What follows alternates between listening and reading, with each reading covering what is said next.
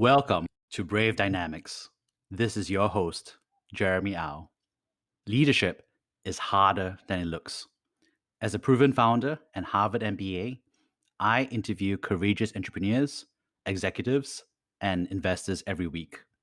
I also share my frontline experiences, coaching insights, and own professional development journey.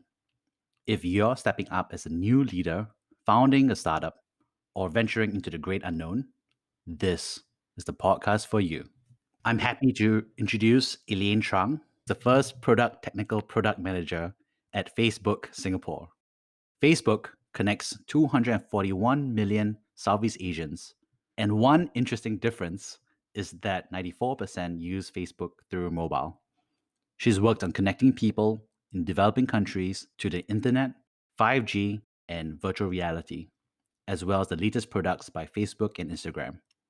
Elaine mentors startups around the world on product management and development for the Facebook Accelerator program.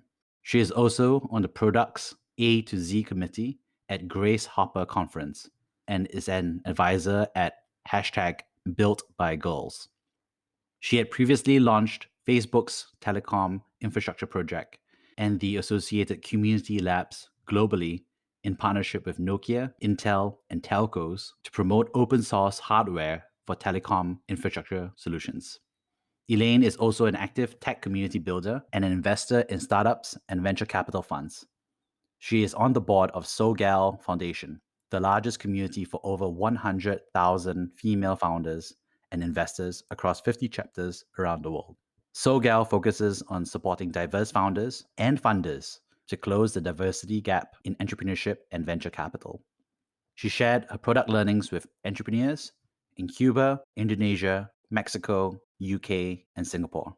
She has co-founded Sprout, consultancy to coach Singaporean startups on regional expansion to Southeast Asia. Recently, she coached Vouch.sg, a local Singaporean startup that builds localized chatbots for Southeast Asia. Prior to Facebook, she advised an IIT Bombay team that invented a device that costs less than $1 to eliminate smoke emissions from firewood cook stoves. It offers increased energy efficiency, reduced cooking time, and lowers harmful emissions. The pilot projects in Mumbai distributed over 2,000 units. The team was a semi-finalist at the DBS NUS Social Venture Challenge, featured as a next generation startup by Inc. magazine, and was a Kairos Society Top 50 company in 2014. Elaine is a member of the selective Sandbox community, a mobile society of trailblazers. They unlock human potential by bridging geographies and disciplines to create opportunities for meaningful conversation, collaboration, and discovery.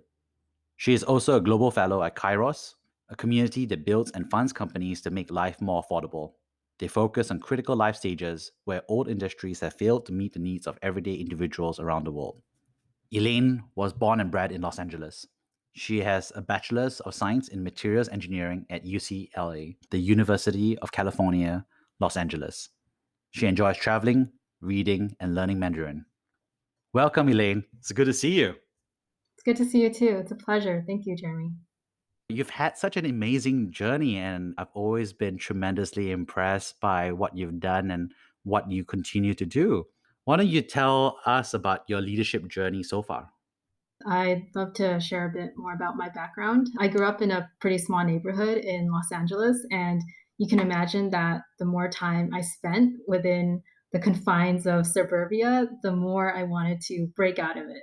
I actually use that as a forcing function to motivate me to learn more, to do more, and basically become obsessed with the idea of success. I study the backgrounds of the different types of successful people, young people like TO fellows or entrepreneurs in the Valley to draw inspiration from. I looked at the patterns of what led to their success. To me, I think there's about three different categories.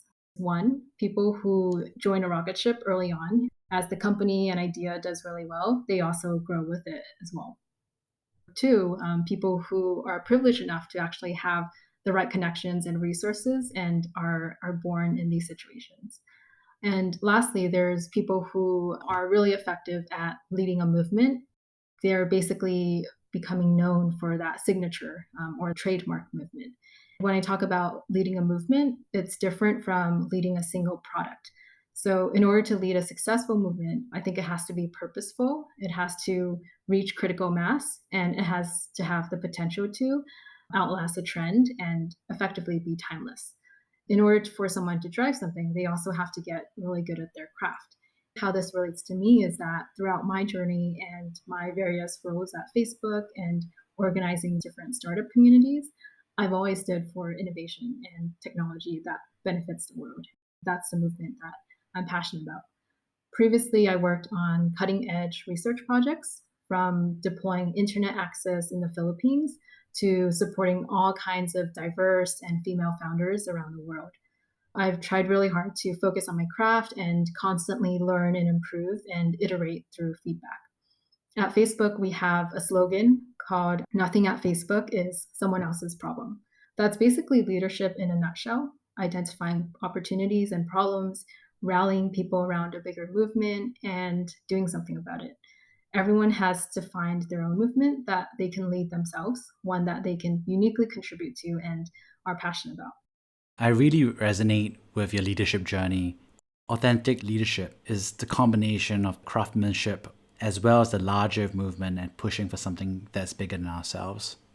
So, what's interesting is that you made a choice to move to Southeast Asia for the next phase of your leadership journey. Why is that? I moved from New York about 5 months ago, and previously I was living in Los Angeles and San Francisco for the majority of my life. I'd say that the two things are the location and the timing is really opportunistic. Southeast Asia has been a really interesting region for me. I lived here 6 years ago when I was working for a startup in material science. When I was first working here and learning about the startup and venture capital community, I remember there was only two accelerators and a few resources for entrepreneurs. I think that has just totally changed in the past few years. Now coming back, I see friends founding their own venture funds, getting really good support for that, as well as founding their own startups, their own accelerator programs. And you see this ecosystem really building out and supporting each other. Southeast Asia has a lot of opportunities. There's over 650 million people in Southeast Asia. So there's a really large population of people who are mobile first and really tech savvy young people. There's a lot of potential here for growth in product opportunities like commerce, messaging, etc., in order to meet the demands and needs of increasingly tech savvy and mobile population with increasing disposable incomes. Things are just changing so dynamically here. And I always like to put myself in a position where I can learn a lot. Southeast Asia is one of those few places where this is a really great time because so many things are changing. For me as a TPM, the problems around scaling to 10 or so different countries is really what draws me here as a learning opportunity.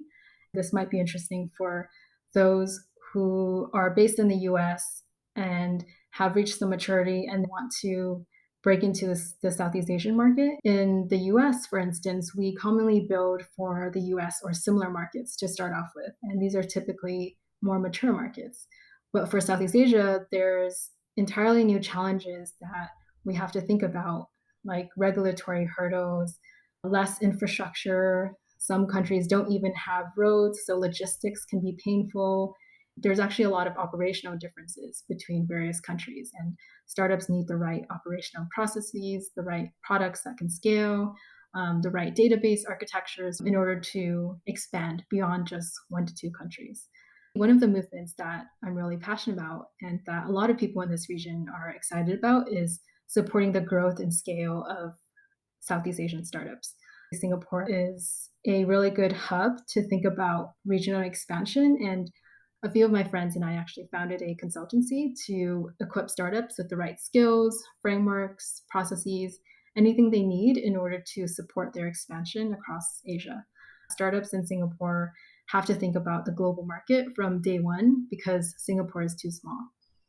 So we're working with the pilot right now with a late seed / Series A startup, but we'd be happy to talk to others who are interested. There is, a high barrier that startups face in Singapore to expand internationally because they have to think about operational conditions changing. They have to think about local processes or local tactics that may vary between different countries, language differences, translation, cultural differences, trying to capture an incredibly diverse set of audiences and cultures, as well as religions. There isn't going to be a solution that caters to everyone. The ability to build products for a really great experience to the customer in such a diverse space and different locations is something that I'm really excited about. So, why is leadership so important in the tech industry? Leadership is so important in tech because there's so many opportunities out there and problems for us to solve. If everything was functioning really well in the world, then we wouldn't need leaders to drive towards solutions and build new products or new processes. This is a critical part of program and product management in my role around identifying gaps in the system and planning for what should come next and how we should approach strategic planning and how we can proactively mitigate issues instead of a reactive approach. I think leadership is also super important because different perspectives can spur innovation and creativity. We should challenge the norm and play devil's advocate in team discussions, but in a respectful and politeful way, of course. I always try to seek out opinions that are different from mine and come up with hypotheses and ways to test assumptions. In tech, it's always about learning through failure so that we can then recalibrate our perspectives. And another saying at Facebook is that data wins arguments or code wins arguments. And that just points to how rigorous and diligent we try to be around backing up assumptions, stating our assumptions, and creating hypotheses and experiments to either validate or invalidate them. How did you personally get started in technology? Talk us through it. Yeah, so I started by working on cutting edge research when I was in college and basically studying the most abstract concept that I can think of, which is nanoscience and materials engineering. Sounds really fancy, right? So I was actually an artsy child growing up. And before I went to college, I really wanted to be a journalist. But when I got to college, I wanted to challenge myself by developing new skills outside of my foundation. And I decided I wanted to study engineering. It really is such a crazy discipline because materials engineering focuses on powers of 10, which is about scale.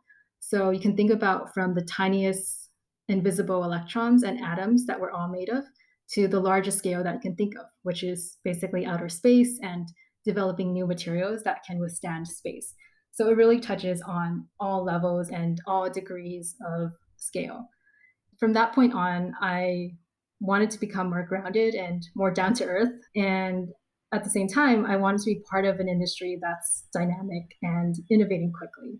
So that's how I joined Facebook about 4 years ago. And since then, I've worked on pretty abstract projects like building my own smart city in the middle of Seoul, Korea, and connecting people in remote parts of the Philippines to just basic 2G and 3G connectivity, which is something that's really meaningful to them, even though it's very commonplace to us. I think a pattern that I see in how I made my life decisions is that I pursue things that were just curious or interesting to me. That's how I pursued material science and nanomaterials. And I always wanted to push the boundaries. Amazing. What hurdles did you personally face in that journey and how did you overcome them? I think curiosity is definitely one important driver of my decision making, but it has to be paired with purpose or intention. A lot of things in the world are interesting, but if we spend our time pursuing something only because it's interesting, then we kind of lead ourselves down an unstructured path. This led me to work on projects that were interesting at first, but I never ended up finishing them since I didn't have a real passion for them. So I overcame this by just learning from my failures and analyzing what went wrong. And it was that curiosity alone isn't strong enough. It has to be paired with purpose and intention. I need a real passion for what I'm doing in order for me to contribute uniquely and to not get burned out and to contribute over a sustained amount of time with increasing demands and increasing scale. We need to find an area that we can become really good at and pursue excellence and be reasonably ambitious. With that, we can then lead and drive a movement. I'd say that another hurdle is just general self awareness and realizing that the version of myself that I have in mind can vastly differ from what others perceive of me. So, someone just told me once flat out that you're not inspirational. In order to be perceived that way, I needed to act a certain way. I needed to vocalize or communicate in a certain way. I thought that I was vocalizing, but I wouldn't have known this valuable piece of feedback if I didn't seek it out. I think it's really easy to get set in our ways once we've achieved some amount of success and we think we know what we're doing. We can also be resistant to change because what we've been doing has worked for us so far. But I think it's also so important to always be seeking out ways to improve, even though it's never easy to receive difficult feedback, no matter how senior or experienced we are. What support or resources are available for others considering a similar journey? What really helped me was first starting out with figuring out my values and what I stand for. I found Cal Newport's methodology in his blog and his book, So Good They Can't Ignore You, to help a lot in terms of asking myself the right questions. Once I had a sense of what I'm curious about, what my purpose is, what my vision is, then I would look at what the gaps and opportunities that I would be excited to tackle. It's good to figure out a way to get yourself in the door and leverage existing strengths to start off with. It's good to be scrappy, to take calculated low risks, and increasingly over time, take higher stakes and gradually increasing your risk appetite. So that's how I started off. For people who want to go into product or program management or the tech industry, but aren't really sure how to break into it, I'd say to start off with a side hustle that you can do on top of your job. You can learn a lot by doing, and it's best to have a controlled environment when you're doing something new so you're not worrying about making ends meet. So I wouldn't advise to quit your job just to try something new without something lined up.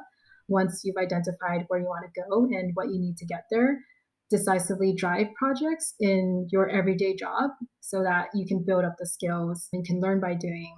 There's also a lot of good content out there around industry practices. Stripe has this really great guide on scaling engineering organizations, and I'm a big fan of First Round Reviews newsletter as well on building great products.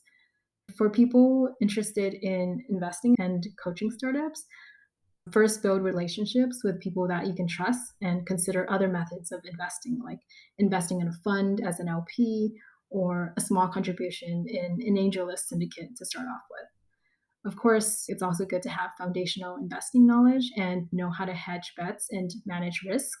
And you can also approach risk management or portfolio management in the same way that you would approach product management, where we're looking at a lot of different assumptions, testing a lot of different hypotheses, and hedging against larger risks.